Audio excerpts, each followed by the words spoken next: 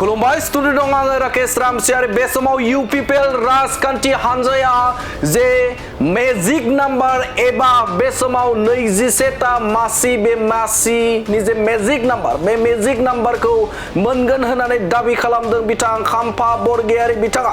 नोंगौ नोंथाङा थारखौनो खोनादों। बिथां खाम्फा बरगयारि बिथाङा बे समाव गुबुन गुबुन जायगाफोराव बेरायना नायदों। गुबुन गुबुन जायगायाव बिथाङा बिसायख'थि फोसावदिं एबा बे समाव सोलिबाय थानाय जे हाबाफारि बे हाबाफारियाव बाहागो लानानै बिथाङा बाथ्रा बुंथिदों। बिथाङा बुंथिदों जे बे समाव गुबुन गुबुन बियाब जेरै पर्बतजरा देबरगाव आरो बेनि अनगायैबो बाक्सा ओनसोलफोराव जानाय जे हाबाफारि बे हाबाफारियाव बाहागो लानाय रायजो राजाफोरनिफ्राय हमदांनो हायो एबा मोनथिनो हायो जे बे समाव UPPL राजखान्थि हानजाया जे राजखान्थियारि मोनसे मेजिक नाम्बार BTC आव जाखिनि 27टा मासिखौ मेजिक नाम्बार बुङो। बे मेजिक नाम्बारनि गोजौआव जोङो मोननो थांगासिनो दं होननानै दाबि खालामदों बिथां BTC नि बरगय डिपुटि चिफ खाम्फा बरगयारि बिथाङा रोखा दाबि खालामदों जे पर्बतजरायाव मोनसे दावराव जाबाय थादों। नाथाय दावराव जायोब्लाबो बा जादोंब्लाबो रायजो राजाफोरा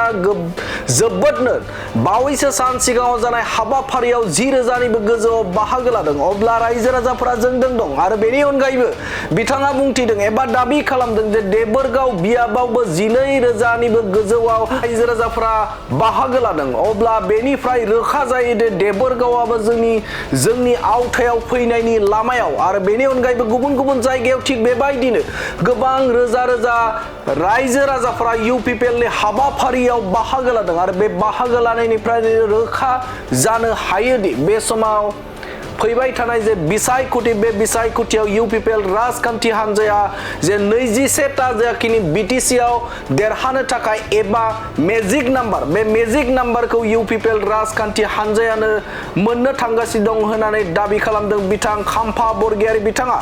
मिथिं जादों आरो बाहाय नुनो मोनदों जेसेबां दासिम मिथिं जाबाय समग्र समस्थियावनो UPPL नि देरहानायखौ रोखा नुनो मोनदों। दतमायाव दाख्लै मिथिं जादों।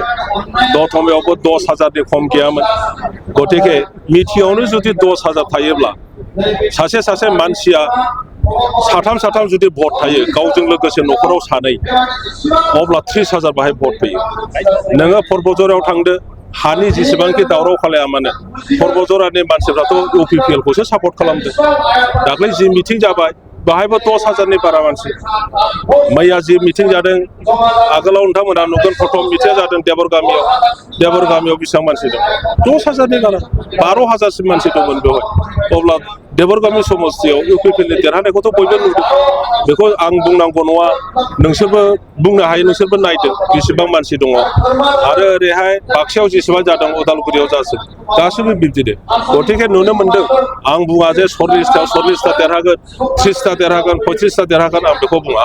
खिन्थु UPPL आ हारसिङैनो सरकार दानो जि नाम्बार नांगौ जायखौ मेजिक नाम्बार होननानै बुङो 21टा आरो 21टानि बारा बेखौनो मेजिक नाम्बार होननानै बुङो मेजरिटि। बे नाम्बारखौ UPPL आ मोनगोन आरो UPPL आ हारसिङैनो सरकार दानो हागोन।